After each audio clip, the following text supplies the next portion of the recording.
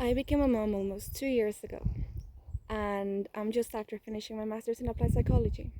This is what I've learned in the last 2 years about how our society functions subconsciously. For me, it seems that we're doing everything backwards. Mothers are the pillars of a healthy functioning society. Yet the mother child diet, which is very significant for infant development, is largely neglected. We live in a world today where families are being broken apart by the system. Mothers are not getting enough maternity leave and are being forced back into work because of financial struggles, having to leave their infants and toddlers in daycare. And this is hurting our children. I'm aware that for some this statement might appear a bit dramatic, but the lack of understanding about infant development and children's needs, which include physical, emotional, and mental, because yes, babies need a lot more than just food, clothes, and shelter. So, this lack of understanding about children's need is adding to this issue that I call parental neglect. And yes, I know no parent wants to intentionally neglect their child, but that doesn't take away from the fact that nowadays children are largely neglected and it's hurting them. So, what do children need apart from the obvious physical needs? For one, being in close proximity to their mother for the first 3 years. A mother is a child's first home and their first point of reference when they enter this world. Her nervous system is connected to her child's nervous system, so she can easily influence it to the infant nervous system. This is why it's so important that the mom is supported in every way, physically, mentally, and emotionally, so she can focus on nurturing her baby. Sadly, this is not the reality for many mothers. Postpartum depression, anxiety, and rage is very common amongst mothers in this society, but it is not normal. There are many reasons why women experience this after birth, which include their birth experience, diet, past mental health issues, hormonal imbalances. But what's contributing the most to the rise of postpartum depression and anxiety is the lack of support mothers get from their partners and their community. This goes hand in hand with not feeling nurtured and safe. So, respecting the mother baby diet, having a supportive partner, is really important. But nowadays, women are pushed aside once they have babies. Many family members focus on the baby and not the mom. The obsessive need to meet, hold, and connect with the newborn and not the mother. The lack of support from their partner and family members. The need to go back to work. I mean, I could go on and on. This has a big yet invisible impact on the baby's nervous system. Then, many moms either choose or are forced back into work, creating a greater distance between the mother and the infant, which impacts attachment styles. This is not to say it all falls on the mother's shoulder. If for whatever reason the mother does have to go back to work, at least one parent figure should stay home with the child. But why a parent figure? Because they're the first point of reference to a baby when they come into this world. A baby carries half their mom and half their dad's genetic information, and their parents feel like they're home. So inherently, anything mom or dad do has a big impact on the baby. One big issue we have nowadays is that sadly it has been normalized to send infants. These are 0 to 3 year olds to daycare, and they spend hours in an unfamiliar environment with more children than there are adults. This is very dysregulating for a young child. Children need at least one attachment figure who is consistent and reliable throughout the day, who can interpret and correctly respond to their needs, physical, mental, and emotional. When they are in daycare, it's impossible to get that guidance and nurturing that they need from daycare providers, as there are many other kids. And so children end up learning from one another instead of from a mature and regulated adult to lead them, guide them, and model proper behavior. This doesn't mean that the more present parent can't take time for themselves from time to time. But if you are leaving the baby, make sure it's with someone they know and trust, and someone who will correctly respond to their needs. So this raises two big issues we have in society. One being that we need more high quality daycares for parents with a support system, with properly trained and qualified professionals. The second one being that parents should get the support they need to have at least one parent at home with their infant.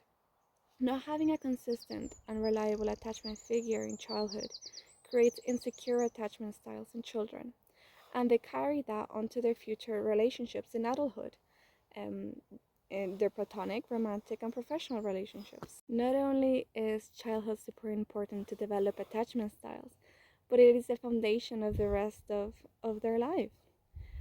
Adolescent and adulthood years reflect everything that was normalized and internalized during early childhood. Why am I focusing so much on this age group?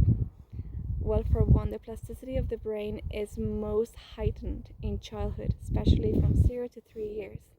Brain plasticity is the ability of the brain to change and adapt, and is necessary for developing cognitive, emotional, and social skills. There are over a million neuronal connections happening every second from everything infants absorb in their environment, which is why infants learn so much so quickly and they absorb everything like sponges. Their environment impacts them greatly. Not only is brain development most affected during childhood, but also the subconscious mind is being programmed from the time we are in our mother's womb until the age of 7. Everything we experience from our environment, like the way our parents treat us, the way they treat themselves and others, the way society relates to us, and the way we are expected to relate to society, all has great impact in our lives. Everything we learn, we normalize and internalize. It gets programmed into our subconscious as the way life is, the way things work, and the way I'm supposed to act, etc., etc. Some psychologists call these mental schemas or frameworks, and they create subconscious beliefs. During our teenage and adult years, we act based on these subconscious beliefs almost automatically, like a default program. This is how generational trauma is passed down from generation to generation. For example, let's say a child learns a toxic belief such as, I have to pretend to be someone I'm not to be accepted in society. The child internalizes this message and creates a set of behaviors to reflect that belief.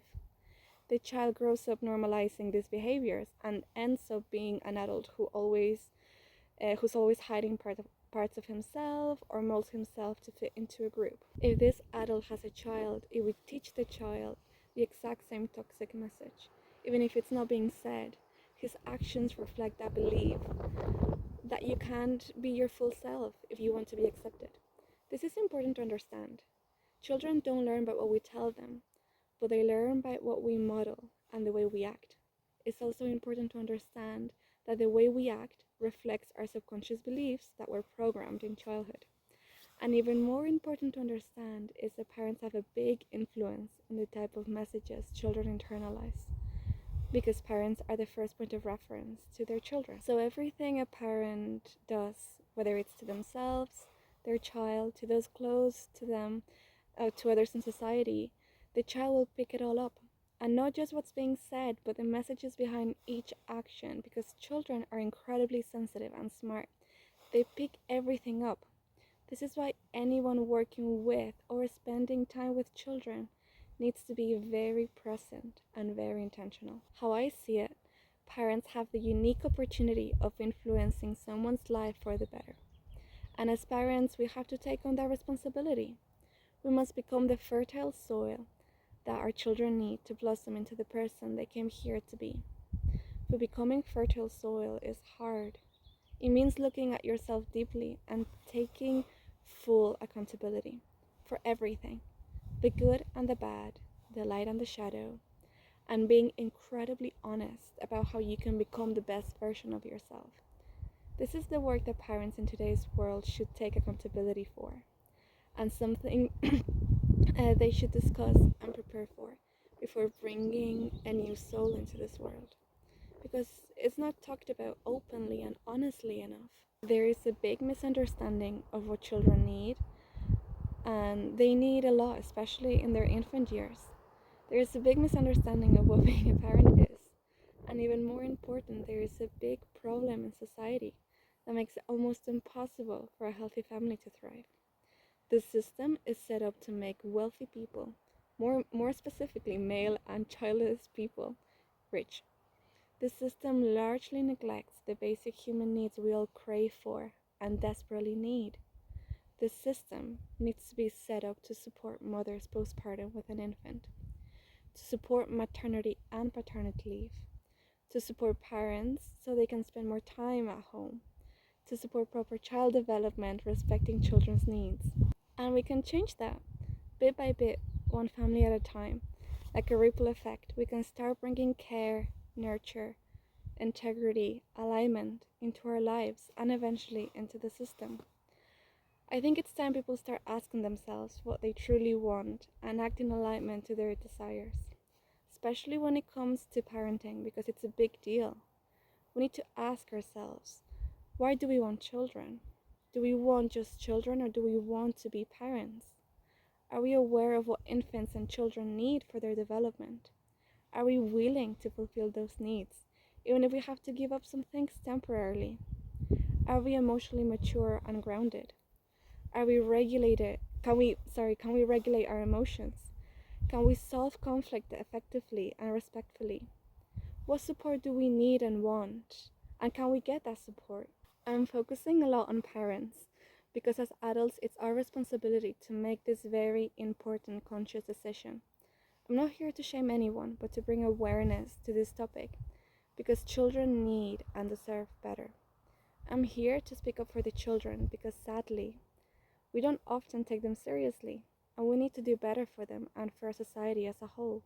Essentially, we all want the same thing: to be loved and accepted unconditionally for who we are, to be seen and understood, to be valued, and to belong.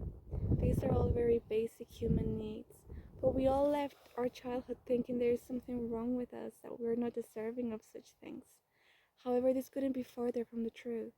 We want love because we are love at our core, but we act through fear because that's what was passed down to us and what we choose to believe. Imagine if instead of fear, we instilled love into our children. Imagine a world where people would not act from their wounds and limitations, but from a place of unconditional love for themselves and others. How different would society be? This is why the role of a parent is so important. My prayer is that every adult, whether a parent, parent to be, or anyone who knows a parent, can see the value and importance of this role, and we can support them in this journey. If you need support in your parenting journey or you're learning to reparent yourself, you can reach out to me or follow to learn more.